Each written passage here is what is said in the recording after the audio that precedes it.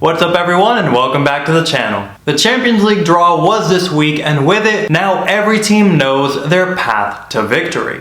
We have some massive ties coming up, and the Champions League will return in less than 1 month. In today's video, we go over all the key dates and we go over all the brackets, so don't miss out, let's not waste any time and get right into it.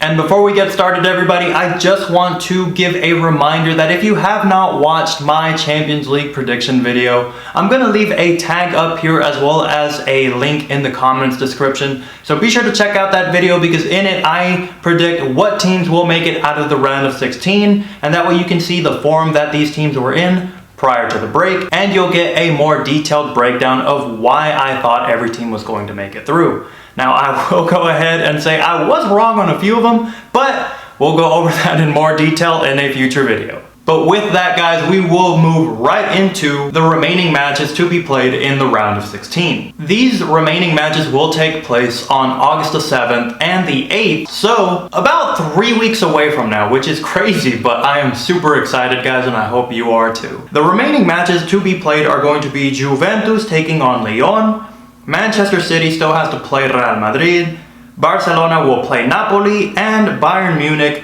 still needs to take on Chelsea.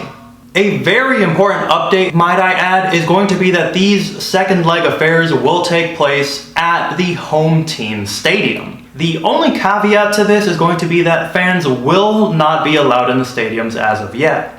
But at the very least, you'll be able to play on your home turf, somewhere that you train and you are familiar with. Once the round of 16 is completed and we have our final 8 of the competition, we will move on to the quarterfinals. Starting with the quarterfinals, these matches will be taking place at a neutral venue in Lisbon, Portugal. These matches will be played in either the Benfica Stadium or the Sporting Lisbon Stadium. And also a very important change to this year's Champions League is that these quarterfinals and moving forward will be single elimination ties. So you get one shot, so you better take advantage of it. So there we have it, guys. Those are all of the new rules and changes to the Champions League. But now let's have a look at the actual matches that we have to look forward to. Looking at the road to the final here, you will see that Manchester City will be hosting Real Madrid. Keep in mind that Manchester City went to Santiago Bernabeu where they beat Real Madrid 2-1. So they will have that advantage going into this match. Now, Real Madrid has looked very efficient and they have been playing very well ever since the return of the break. So I really don't think this is the same Real Madrid team that Manchester City defeated. It's going to be one very mouth-watering tie, one that I will definitely not miss. When you look at the second match that's going to be taking place in the same bracket, you see that Juventus will be hosting Lyon. Now, Juventus did lose to Lyon, but now they will be playing at home, so maybe that will give them the advantage. The reason I bring this up is because we could potentially have Real Madrid facing off against a team with Cristiano Ronaldo. Now, I don't know about you guys, but that just sounds like a very bittersweet moment and one that I would love to see. Cristiano Ronaldo is a legend for the Madridistas. It would just, I don't know. Is it just me? Leave a comment below if you think I'm just romanticizing the whole thing, but I feel like it is something that I would love to see in this year's Champions League. Having a look now at the second bracket here in the competition, we see that Barcelona is still left to host Napoli, and Bayern Munich will be hosting Chelsea. Now this one's a little bit more complicated for me because ever since the return of La Liga from the break, Barcelona has not exactly been firing on all cylinders.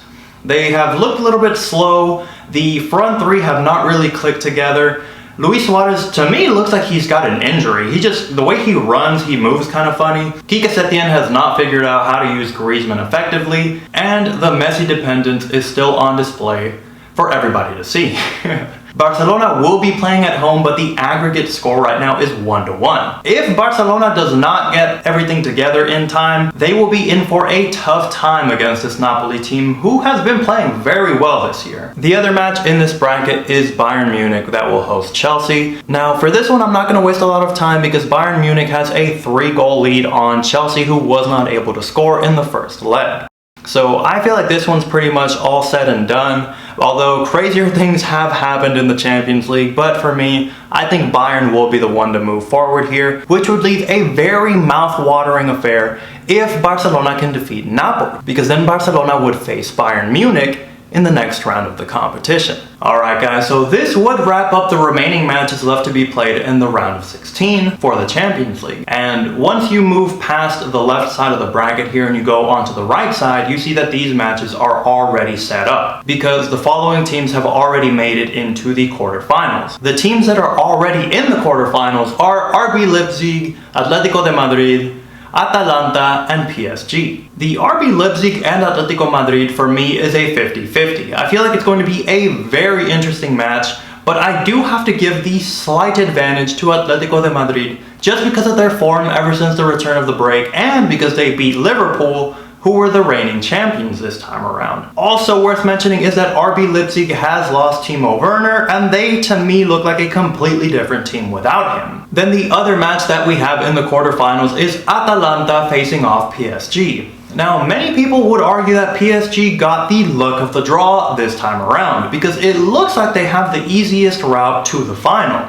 But do not underestimate this Atalanta team, because they have been scoring goals for fun. PSG cannot get overconfident here, and also worth noting is that Liga was the only European competition that did not return after the break. So PSG and Lyon are going to come back into the Champions League cold for me. While many would argue that PSG is probably going to stampede over Atalanta, I'm not entirely convinced, and even if they do, they still have to play possibly Atletico Madrid or RB Leipzig, which again are very dangerous teams. But let me know what you guys think. Will this be the year that PSG finally wins their first Champions League? Or are PSG going to choke the way they have for the past couple of seasons? Out of all of the teams here, I definitely feel like Barcelona got the toughest route to the final, because even if they do get past Napoli, they have to face Bayern Munich next, and even if they beat Bayern Munich, we could potentially have either a Clásico